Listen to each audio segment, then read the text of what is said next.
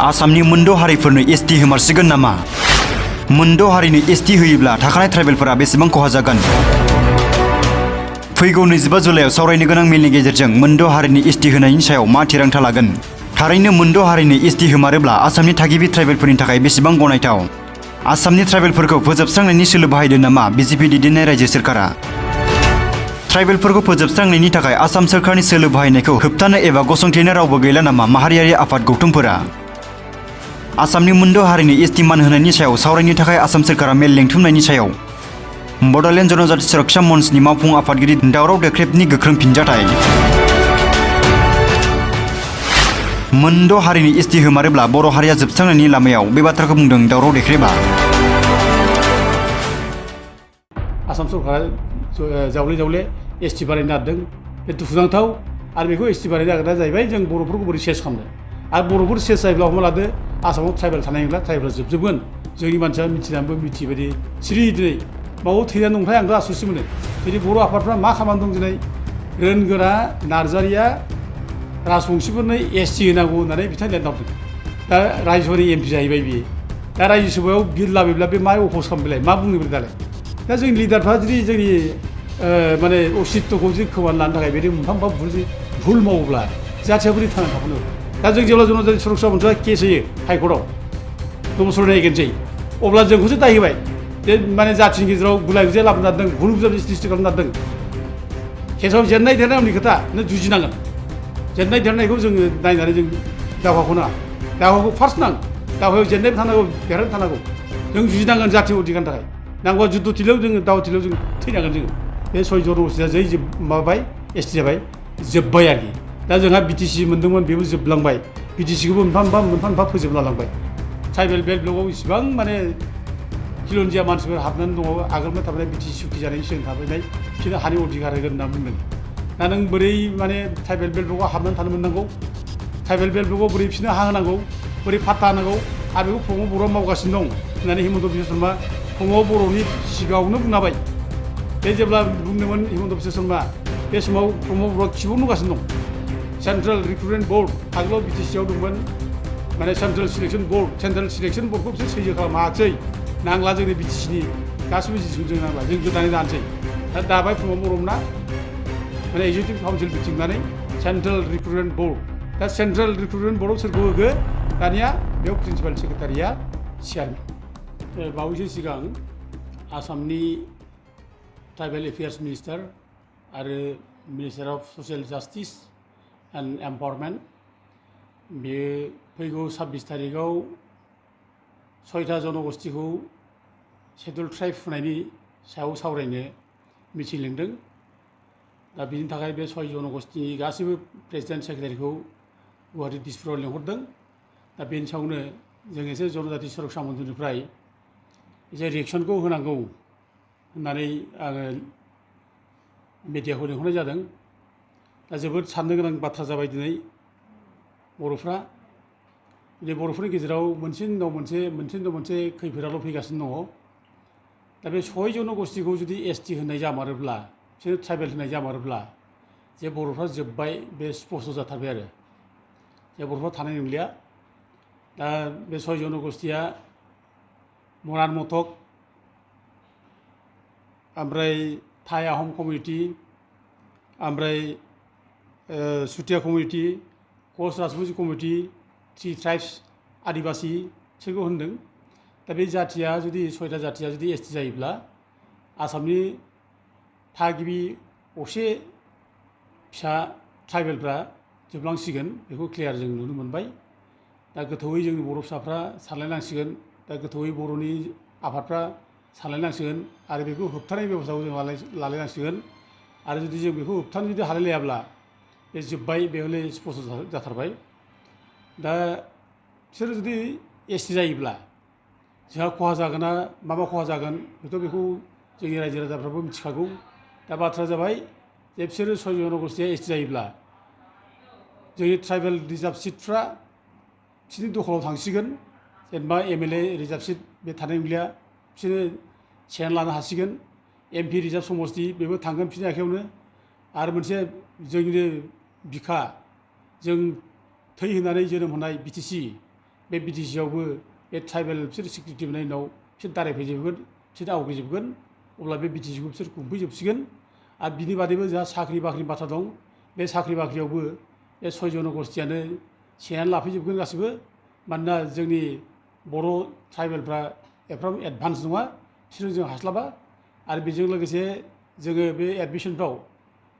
Medical कलेजनि admission engineering कलेजनि admission गुबुन गुबुन शिक्षा टिकानि एडमिसनफ्राव बिसोरनो आवग्रिनानै लाफैसिगोन जों बेखौ माने नुहुरखाबाय ओंखायनो बे गिख्रंथाव जे भबिष्यत बे गिख्रंथाव भबिष्यतखौ नुनानैनो जोङो आगोलनिफ्रायनो जोङो जेब्ला बिसोरखौ सम सम बे 6 जनगोष्ठिखौ एसटि होनो नागिरो अब्लानिफ्राय आवाज होबोनाय जादों जों होबथाबोनाय जादों बुंनाय जादों बड'लेण्ड जनजाति सुरक्षा मन्चआ दिल्लीयाव थांनानै प्राइम मिनिस्टारखौ लोगो मोनदों हम मिनिस्टारखौ लोगो मोनदों ओमफ्राय एसटि कमिसननि चेयारमेनखौ लोगो मोननानै हेंथा खालामबोदों आरो इभेन जों 2013आव एसटिनि कमिसन जुवेल ओरावखौ जों लिंबोनानै गुवाहाटियाव जों मोनसे मिटिंबो खालामदों जे बे 6 जनगोष्ठियाव एसटि होयोब्ला जेबो बे जायगानि थागिबि फिसाफोर ट्राइबेलफोर बिसोरो जोबस्रांगोन बेखौ बिदि खोन्थानाय जादों दा बिसोर ट्राइबेल जायोब्ला जोंहा जोबगोन बे स्पष्ट जाबाय रोखा जाबाय दा ट्राइबेल जे बिसोर जानो हाया बिसोरखौ ट्राइबेल होनो हाया बेखौ जों आपत्ति खालामबाय थानाय कारना जाहैबाय जे बिस्रा ट्राइबेल जानायनि बिस्रा क्राइटेरिया बिस्रा गैया ट्राइबेल जानो हाया ट्राइबेला सोरखौ बानायो ट्राइबेला सोरखौनो ट्राइबेल माने जाय ट्राइब्सफोर थागिबि फिसाफोर ट्राइब्स अर ट्राइबेल कमिउनिटि होनना बुंदों जाय थागिबि फिसाफोर जायफ्रा बाहेरानिफ्राय फैनानै हा आवग्रिनानै थाफैयाखै जायफ्रा बाहेरानिफ्राय फैनानै रायजो गाग्लोबनानै थाफैयाखै बिसोरसो ट्राइब्स आरो बिसोर ट्राइबेल जानो हायो बेखौ रोखा रोखा संबिधानाव लिरनाय होनाय जादों दा बर'फ्रा बाहेरानिफ्राय फैयाखै बर'फ्रा रावनिबो हाखौ सेनानै लाफैयाखै बाहेरानिफ्राय फैनानै जों रावखौबो गाग्लोबनानै जोङो सेनानै थाफैयाखै जों बे जायगानि भुमिपुत्र बे जायगानि थागिबि फिसा बे जायगायाव खिलिजेननाय जों फिसा जों हाजार हाजार बोसोर जोङो बे जायगायावनो थाबोदों जोंनि जारिमिना जोङो बुंस' हाया मिथिस' हाया खुनु जारिमिनानो जोंखौ दिनै जारिमिनगिरिफ्रा बुंनो हायाखै जे बर'फ्रा माबे समाव बे जायगायाव दंमोन खिन्थु हाजार हाजार बोसोर बर'फ्रा बे जायगायाव दंमोन होननानै बुङो हिसाबै जों जारिमिनावबो बेखौ फराय मोनो जोंनो बे जायगानि थागिबि फिसा होननानै जारिमिनाव बेखौ फराय मोनो आरो गोबां लिरगिरिफोर इडवार्ड गेइटमोन फ्लाउडेनमोन रेइजलिमोन जोङो माने डक्टर सुनिल कुमार चेटार्जी ओमफ्राय बेजों लोगोसे आसामनि जानाखि जारिमिनगिरिफोर के.एल. बरुवा बाहादुर दा बिथांमोनहाबो स्वीकार खालामदों जे बर'फ्रा बे जायगानि थागिबि फिसा होननानै बिथांमोना बुंलांदों सिडनी एन्डेल्समोन लिरलांदों दा गथिखे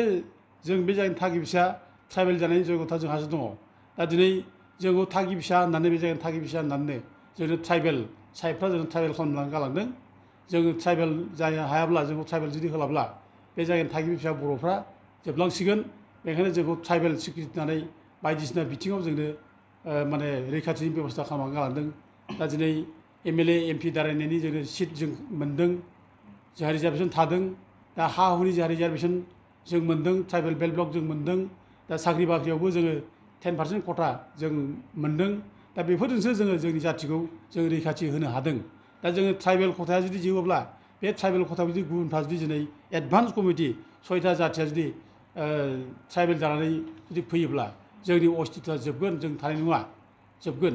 ओंखायनो जों बेखौ होबथानांगौ आरो जों बेखौ जानो होआ आरो बिसोर क्राइटेरिया मिलिखाया आरो जायफ्रा ट्राइबेल जानो नागिरदों बिसोर बे जायगानि अरिजिन मानसि नङा बे जायगानि अरिजिन मानसि नङा दा बुंनो थाङोब्ला जों बे मरान मथक बिसोरथ' असमिया जाहैबाय फुरानो बिसोर ट्राइबेल जानायनि क्राइटेरिया गैलिया ओमफ्राय जों सावथाल टि गार्डेनफोरखौ होनना बुङो बिसोरबो बाहेरनिफ्राय फैनाय बिसोरखौ साहेबफ्रासो लाबोदों 1929 सनाव बिसोरखौ साहेबफ्रा बाहेरनिफ्राय लाबोदों बिसोरखौ साहा बागानाव खामानि मावनो थाखाय ओमफ्राय लोगोसे जायनाखि कच राजबंसिफोर कच राजबंसियाथ' एखेबारे मिक्स जाथि बे जाथिया खुनु परिचय गैया फिसा जेबो बिसोर नङा बिसोर दिनै वेस्ट बेंगलाव बिसोर सेडुल कास्ट बिसोर दिनै गावसोरखौनो कच राजबंसि होननानै लायो दा कच जाथिया आलदा आरो राजबंसि होननाय जाथिया आलदा बे मोननै जाथि खेबसेयावनो खुनु दिन जानो हाया आरो रावबो बिमाया रावबो माने सृष्टि जोनोम होग्राया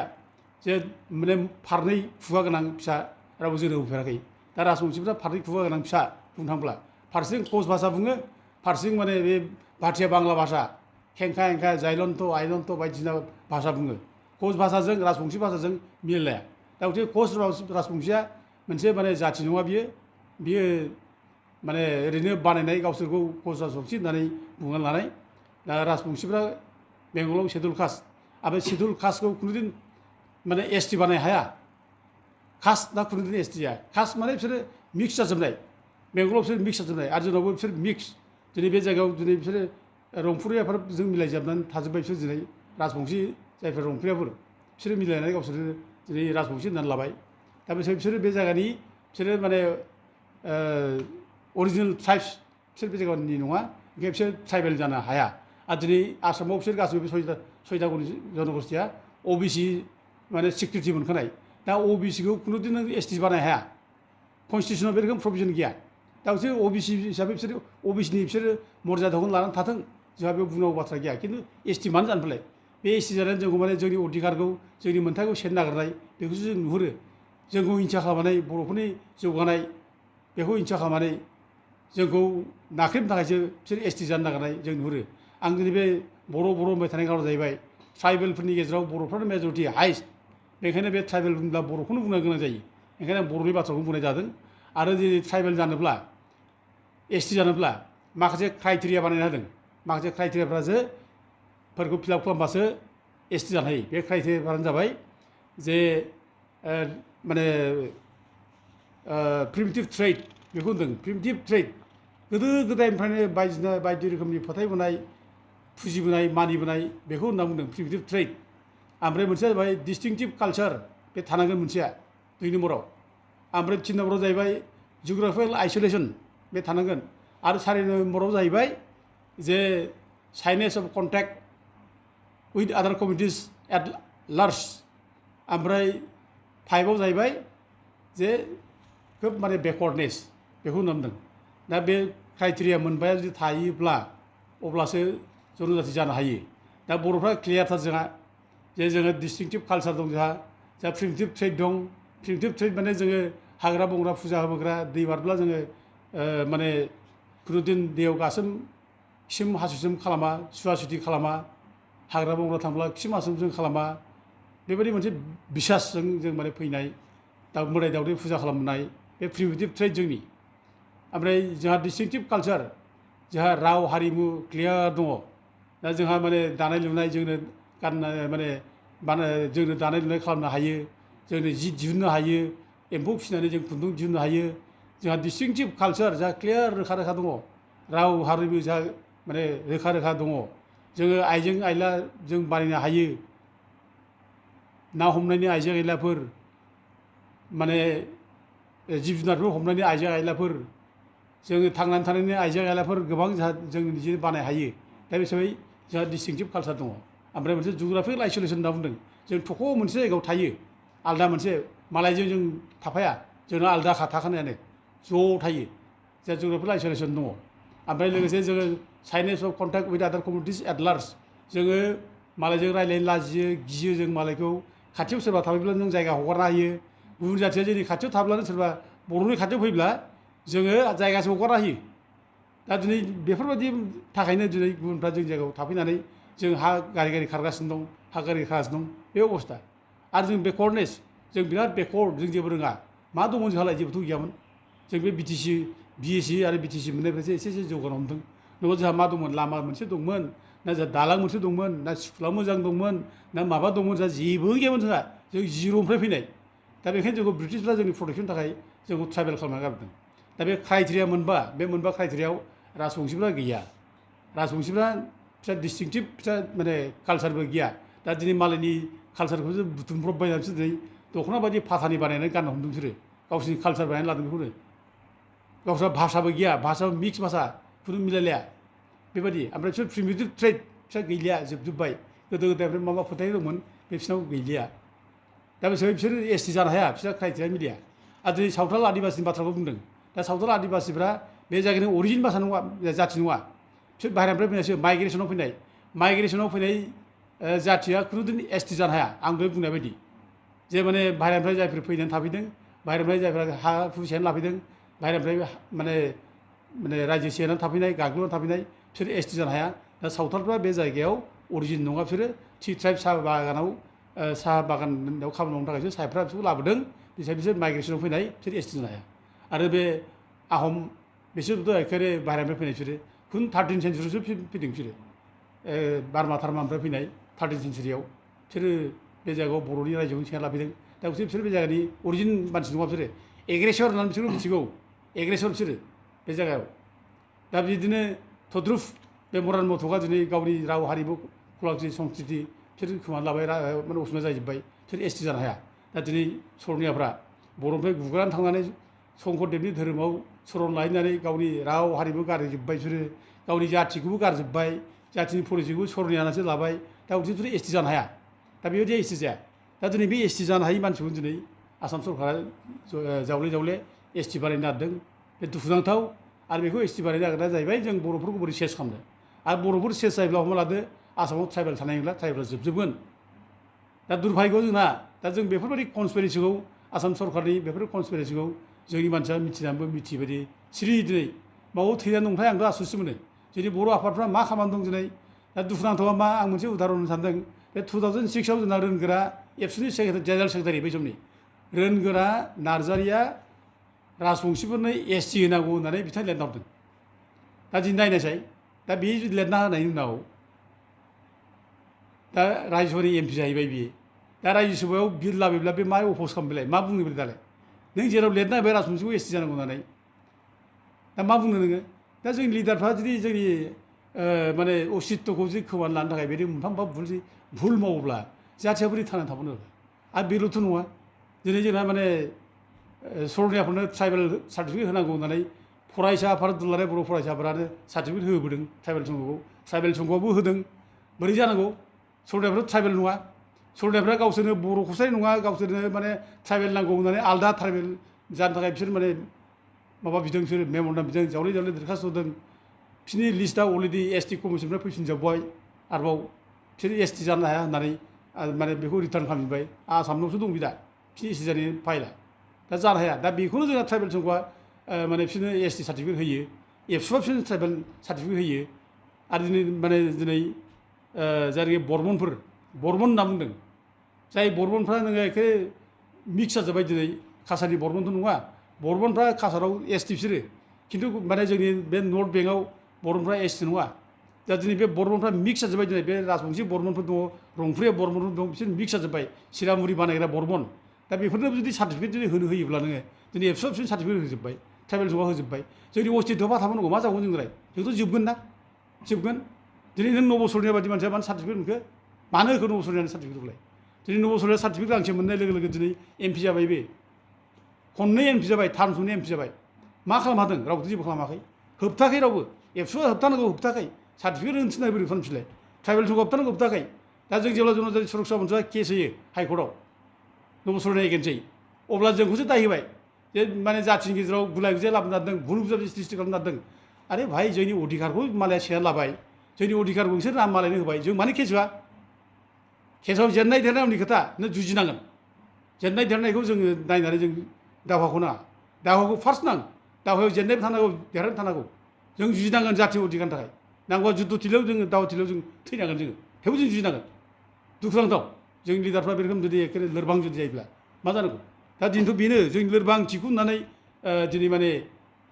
आसाम सरकारा बेसोरखौ एसटि होनो नागिरदों आरो होगोनबो दाथ' बिजेपि सरकारा जेरोखोम माने दादागिरिजों खामानि मावो आरो आसामनि जायनाखि हिमन्त बिश्व शर्मा जेरै दादागिरि माने खामानि मावो बेनि उद्देश्यआ आसामाव बोरै असमिया जाथि खालामफिननो असमिया हेजिमनिखौ बोरै गायसनफिननो बेनि उद्देश्य बे आरो असमिया हेजिमनिखौ गायसननांगौबा असमिया जाथिखौ गायसनफिननांगौबा दिनै बे माने बर' जाथिखौ नाख्रेबनानै बर' जाथिनि अस्तित्वखौ लोरबां खालामनानै जुदि माने असमिया जाथि गायसनोब्ला हाया बर' जाथि दावगायोब्ला बेखायनो दिनै बर' जाथि दावगानायखौ नाख्रेबनानै बिसोर दिनै माने असमिया जाथि गायसननो नागिरदों बेखायनो बे पलिसियावनो दिनै बे 6 जनगोष्ठीखौ ट्राइबेल होनो नागिरदों आरो बेखौ होगोन बिसोरो जर जुलुम होगोन आयेनाव गैयाब्ला बिसोर होगोन जर जुलुम होगोन बिसोरो दा ओरैनो दिल्लीयाव आगोलावबो माने राजबंसिखौ माने 1996आव माने डाइरेक्ट माबानो प्रेसिडेन्टनिफ्राय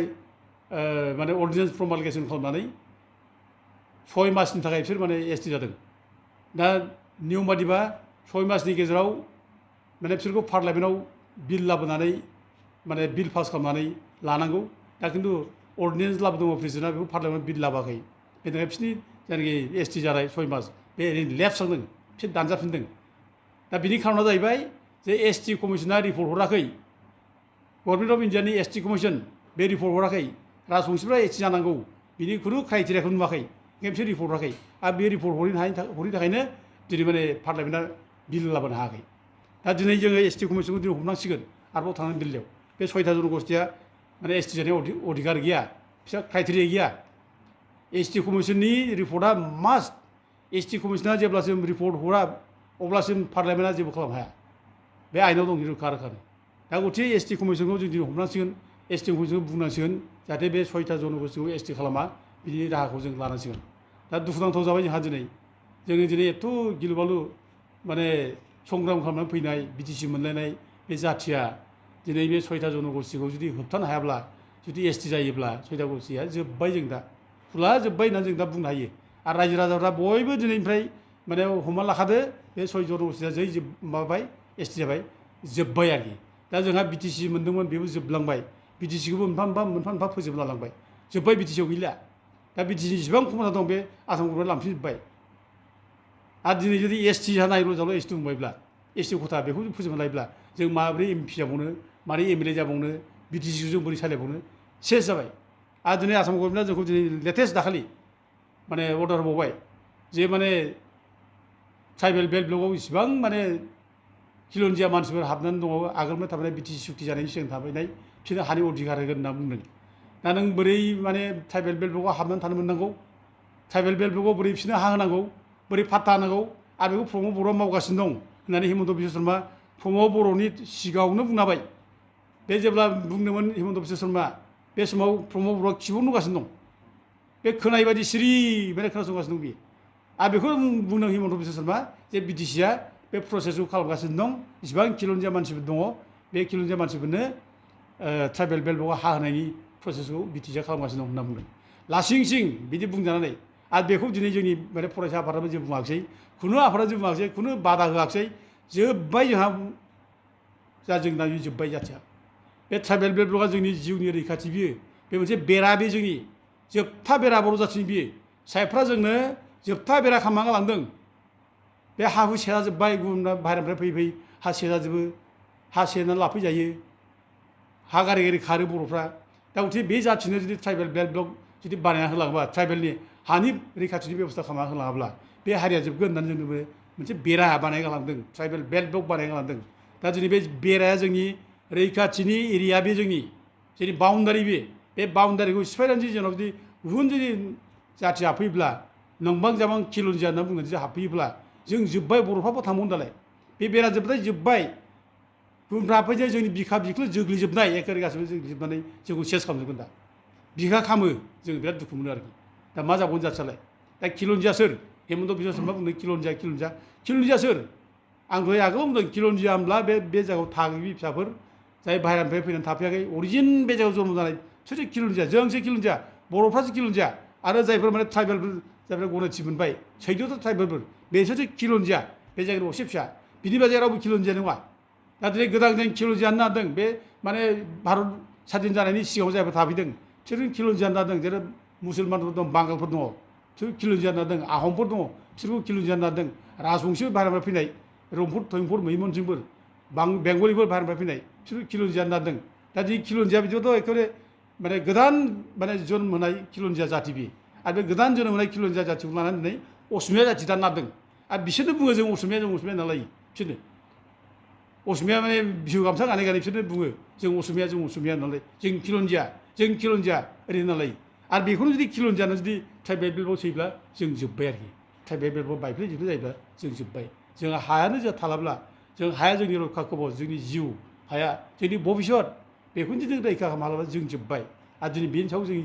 नेताफ्रा जेबो बुङाखै दुखुनांथाव बहा थैनानै दं जोंनि नेताफ्रा दा प्रश्न जायो दा रायजोफ्रा सोंनांगौ मा खालामना दं जोंनि नेताफ्रालाय मानो सिरि दिनै मोनफा जोबलांजोब्बाय बिटिसि पावार लांजोब्बाय बेवबो सिरि नै रिसेन्ट आरोबाव नै जोंहा मोनसे नै माबानि मा होनो दाख्लै 9 थारिख मार्चआव बिटिसिआ एजेक्टिभ काउन्सिलनि मिटिं लिंदों बिटिसिआ बे एगजिकिउटिभ काउन्सिलनि मिटिं लिंनानै दाना गोदान मोनसे माबा दाबाय रिक्रुटमेन्ट बर्डनो सेन्ट्रेल रिक्रुटमेन्ट बर्ड आगोलाव बिटिसिआव दंमोन माने सेन्ट्रेल सिलेक्सन बर्डखौ बिसोर सैजो खालामनो हायाखिसै नांला जोंनि बिटिसिनि गासिबो जिनिसखौ जों नांला जों गोदानै दानोसै दा दाबाय प्रमद बर'मोना माने एगजिकिउटिभ काउन्सिल मिटिं लानानै सेन्ट्रेल रिक्रुटमेन्ट बर्ड दा सेन्ट्रेल रिक्रुटमेन्ट बर्डआव सोरखौ होखो दानिया बेयाव प्रिन्सिपाल सेक्रेटारिया चेयारमेन प्रिन्सिपाल सेक्रेटारिया मानो चेयारमेन जाखो दिनै पाब्लिक बडिसो जानांगौमोन बियो सेन्ट्रेल रिक्रुटमेन्ट बर्डआ प्रिन्सिपाल सेक्रेटारिया माने चेयारमेन जाबाय दा बिनि मेम्बारफ्रा गासिबो गुबुनजोब बर' सासेबो गैया सासेल' बर' आइजो बेखौ माने अमेन खथायाव सोदों फामि ब्रह्मखौ सोदों बर' आइजो अमेन खथायाव सोदों बेल' मा खालामनो फालाय मा खालामगोन बियो दा दिनै जोंनि खथा मा जादोंमोन ट्राइबेल माने खथाया मा जादोंमोन बिटिसिआव जोंनि साख्रिनि खथा मा जादोंमोन जोङो आगोलाव मोनोमोन बिटिसिआव 70-80% जों मोनो बा जों 90%बो जों लायो जोंनि लानो हायो जोंनि बिटिसिआव खिन्थु दिनै मा जाखो दिनै दा लेटेस्ट अर्डार होबाय नै दा माने माबानि भेटेनारि फिल्ड एसिस्टेन्टनि मोनसे साख्रि ओंखारदों 76 जननि दा भेटेनारि फिल्ड एसिस्टेन्टनि जायनाखि साख्रि ओंखारबाय बेयाव दानिया बिडिसिनि प्रिन्सिपाल सेक्रेटारिया मोनसे अर्डार होबाय जे बे साख्रियाव आसाम गभर्नमेन्टनि नियम बादियै बे रस्टार रेजिस्टार बादियै 10% होनाय जागोन ट्राइबेलफोरनो ओरै होननाय जाबाय दानिया 10%ल' जों मोनसिगोन 100टा साख्रि ओंखारोब्ला जों 10% 10टा जों साख्रि मोनगोन दा 10टाल' जों साख्रि मोनबानो नायदो जोंहा माने 14टा ट्राइबेल दङ ट्राइबेल माने जाथि दङ 14टा बे ट्राइबेल 14टा जाथिनो जों बे 10टाखौ सोनो रानदों दालाय सोनो रानदों दा जों जेराव माने 100टानि जायगायाव जों जेराव 70टा 80टा जों लायोमोन दा दिनै जुदि जोङो 10टावसो जों फैबायब्ला मा थाबावखो दा दिनै बिदि एथ' गिलु बालु अर्डार होबाय बे अर्डाराथ' बयबो मोनजोब्बायना दिनै एबसुफ्रा मोनाखै नामा बेखौलाय दिनै माने ट्राइबेल संघआ मोनाखै नामा बे जोंनि गुबुन गुबुन आफादफ्रा मोनाखै नामा मानो फंसे बाथ्रा बुंदिया दा मा जागोन जोंलाय दा जोबगोन जा साख्रिबो मोनला जों दाना बेथ' मोनसे आयेन जाबाय मोनसे नियम जाबाय दा दस्रा साख्रि पस्ट ओंखारब्लाबो जों 10%आवसो जों दा लानांसिगोन 4 ग्रेडनि एनि साख्रि जिखि ओंखारा मानो जों बेखौ मोनसिगोन आरो बेल' नङा फरायनाय बायदिसिनाफ्राव जोङो एकाडेमिक माने लाइनावबो जों फरायनायफ्रावबो जों 10%आवसो जों मोनसिगोन थांनायफ्राव बिदि जादोंमोन बड'लेण्ड इउनिभारसिटियाव ओमफ्राय CIT आव 10%आवसो होनदांदोंमोन जोंजों नांलायजानानै जों दावराव खालामहैनानैसो बिसोर बाध्य जादों होनो बांसिन माने बर'फोरखौ ट्राइबेलखौ होनो बाध्य जादों नङाब्ला जों मोनबावलामोन दा बे रोखोम जायोब्ला जों जोबसै जाथिया दा बेयावबो जोंनि मानसिया जुदि सिरि मोनाब्ला जोबनोसै आं माने खोब दुखु मोननाय फोरमायदों दिनै दा जोंनि नेताफ्रा दिनै बे एबसुनि नेताफ्रा दिपेन बर'मोनहा दिनै बेखायनो MLA जानो थाखायल' बिसोर माने जमनानै थागासिनो दङ बोरै MLA जानो हायो बोरै माने नोङो बिटिसिनि EM जानो हायो बेखौल' जों नोजोर होगासिनो दं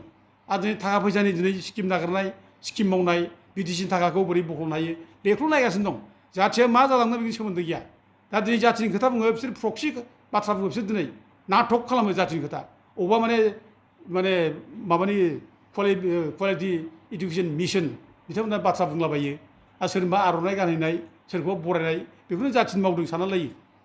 दा बेफोरखौ दोनथ' जाथिनि खामानिखौ गोसो हो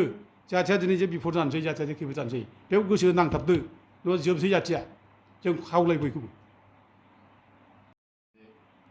दाथ' आंथ' बुंनो लुबैयो आरो बर' फिसाफ्रा बयबो बुंगोन दा आसाम सरकारजों जानाखि सोमोन्दो दं UPPLआ बे सोमोन्दोखौ गारना फैथों दिनै आसाम सरकारा माने बर'नि बेरेखा खामानि मावगासिनो दं बिटिसिनि खुनु पावारखौनो दोनाखसै लांजोब्बाय बिटिसिखौ थेर बेथेर खालामजोब्बाय दा दिनै बे खेथ्रआवबो जोंनि UPPLआ आसाम सरकारजों जे एखेबारे मिलि जुलि गोरोबनानै दङ बे आसरित बाथ्रा रायजोफ्रा लुबैदों गारनानै फै आपत्ति खालाम गोख्रों जा बेरेखा खालाम दा दिनै मोनसे बेरेखाबो खालामा जेबो बुङा जेखौनो थोनो बेखौनो मावो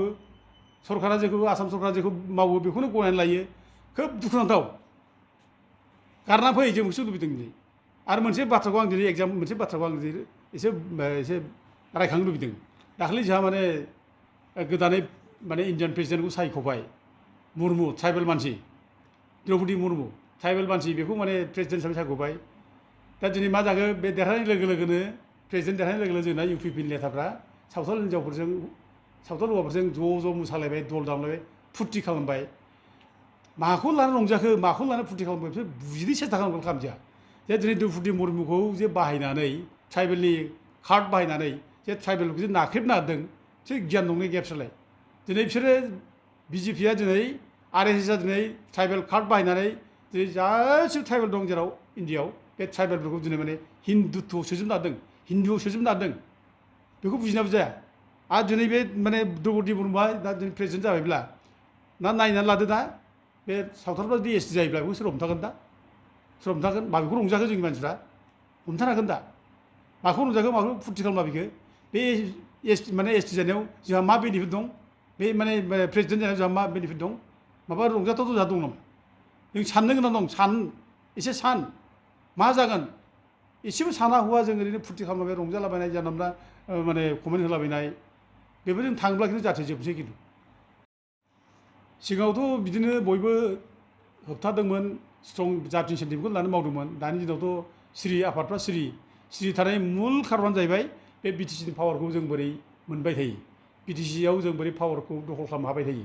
MLA MP जों बोरै जानो हायो जों BTCनिफ्राय जों बोरै माने रां रुफा खामायनो हायो बे लक्ष्यआ दिनै जोंखौ माने जोंनि जायनाखि जाति सेन्टिमेन्ट बे जातिनि सेन्टिमेन्टखौ दिनै दुरबल खालामबाय दाथ' बोनथुम लाबाय आरामसे बोनथुम लाबाय दिनै दा दिनै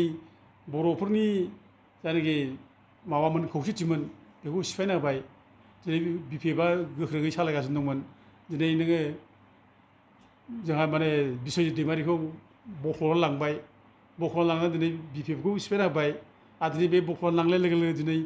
UPPLआ हयथ' बुरजा माने मेजरिटि मोनसे माने माबा लाबोनानै मेम्बार लाबोनानै काउन्सिल दानो हागौमोन बेबो दानो हायाखै बिस्वजितनि थाखाय दिनै माने BJPआ BTCआव गोरा जाबाय दा दिनै बेनो आरोखि दा दिनै माने जोंनिफ्राय बख'नानै लांनानै BJPआ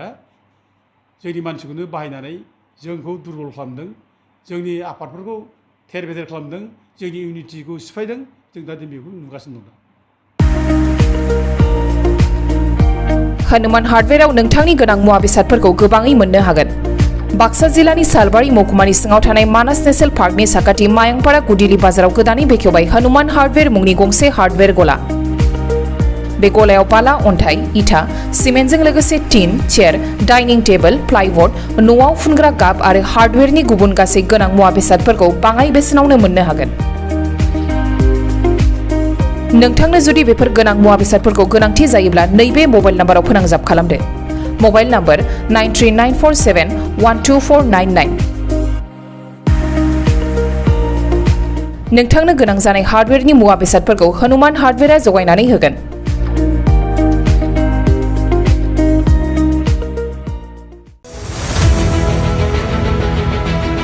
बायदि बिथिङाव रोंगौथि गोनां गोसो गुदुं सुबुंफोरनि थाखाय गोजोनथाव खौरां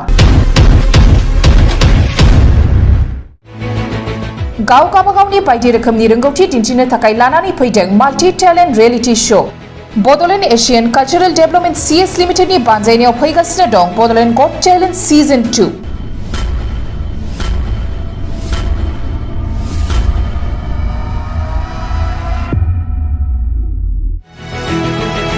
फैगौ 25 जुलाइनिफ्राय जागायनानै 21 आगस्तसिम रायजोनि दाब दाब जायगाफोराव खुंजागोन बड'लेण्ड गट टेलेन्ट सिजन 2 नि अडिशन 25 जुलाइआव धेमाजि आरो बिश्वनाथ 27 जुलाइआव गलाघाट आरो कार्बि आंलं 4 आगस्टआव तामुलपुर 6 आगस्टआव सनितपुर आरो उदालगुरि 12 आगस्टआव बाक्सा 19 आगस्टआव चिरां आरो 21 आगस्टआव क'क्राझाराव बड'लेण्ड गट टेलेन्ट सिजन 2 नि अडिशना खुंजागोन जायफोर बड'लेण्ड गट टेलेन्ट सिजन 2 आव बाहागो लानानै गावगावनि बायदि रोखोमनि रोंगौथिखौ दिन्थिनो थाखाय बाहागो लानो गोसो बिथांमोनहा नैबे मबाइल नाम्बाराव फोनांजाब खालामनो हागोन मबाइल नाम्बार 8399890945 91011